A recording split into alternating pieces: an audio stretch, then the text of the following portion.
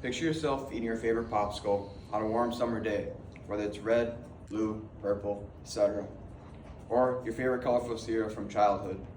Now imagine that those vibrant colors came from a petroleum-based chemical linked to cancer and behavioral issues.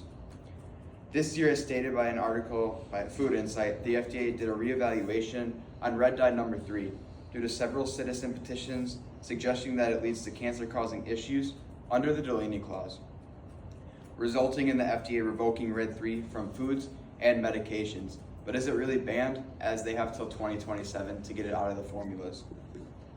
As someone who's passionate about what I put into my body and spreading awareness about food, I've done a deeper dive on food dyes to help save our future selves from health issues. Today I'll show you how these dyes affect our health, why they're still in our food, and what we can do about it. So, what's the issue with food dyes? Well, according to Sarah Kablowski at the University of California, blue 1, blue 2, citrus red 2, green 3, red 3, yellow 5, yellow 6, and red 40 all have been linked to causing tumors in humans.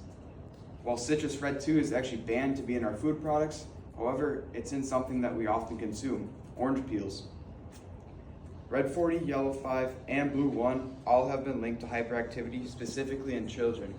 While yet as little as 1 milligram of yellow 5 has caused behavioral effects in the most sensitive children, which is about 0.0001 grams of yellow food dye, which is probably a handful of Sour Patch Kids, and who's eating only a handful, we're eating the whole package. But then research done by Nate Senlich stated that food dyes in products such as cereals, candies, drinks, desserts, and even icings were linked to adverse neurobehavior outcomes in children, including inattentiveness, hyperactivity, and restlessness. Then animal studies revealed effects on activity, memory, and affecting our learning.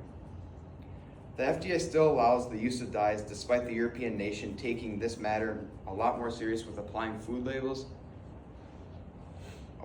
warning labels to their foods. So what are the dyes actually used for? Well, color is the single most important sensory cue to expectations to the likely taste and flavor of food and drink.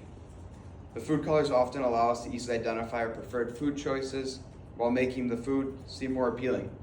They actually do this to salmon. So wild-caught salmon is like a dark pink, and when you see it in the store, it's like a brighter pink, and that's in the stores to catch our eye. And the same goes with red meat. When you're buying red meat, you think that the brighter red meat is the more fresh meat. That's wrong, that's just food dyes in there. We unknowingly eat foods that we think are harmless, but dyes are in a majority of our food products, putting our health at risk. And a consequence of not acting is that we'll have continued exposure to toxic substances with unknown long-term effects. So what needs to be done?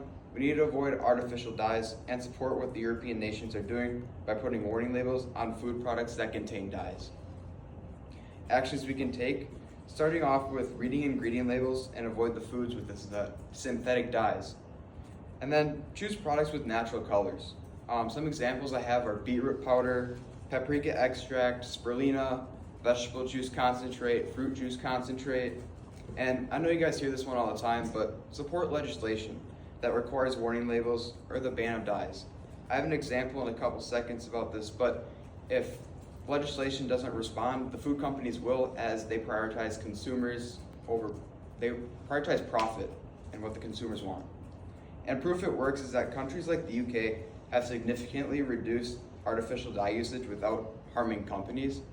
An example I have is that Kraft removed artificial dyes from some products after public pressure. But now imagine a future of walking into a store and being able to enjoy a snack without food dyes that don't link to tumors or medical issues. Or imagine doing nothing about the synthetic dye issue. All of our lives will be affected.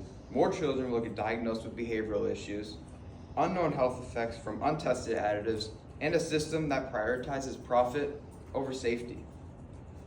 So what does the US need to do? The FDA needs to follow California. They have mandated warning labels on packaging. I'm unsure when this actually takes effect. However, California has a head on its shoulders, as it was the first state to ban synthetic dyes before the FDA. And reading further in the article, I believe that Washington and Oregon decided to follow California in these actions. But if we take action, we can protect our future selves and children from potential health issues. Next time you open a can of soda or a cereal box, please look out for food dyes.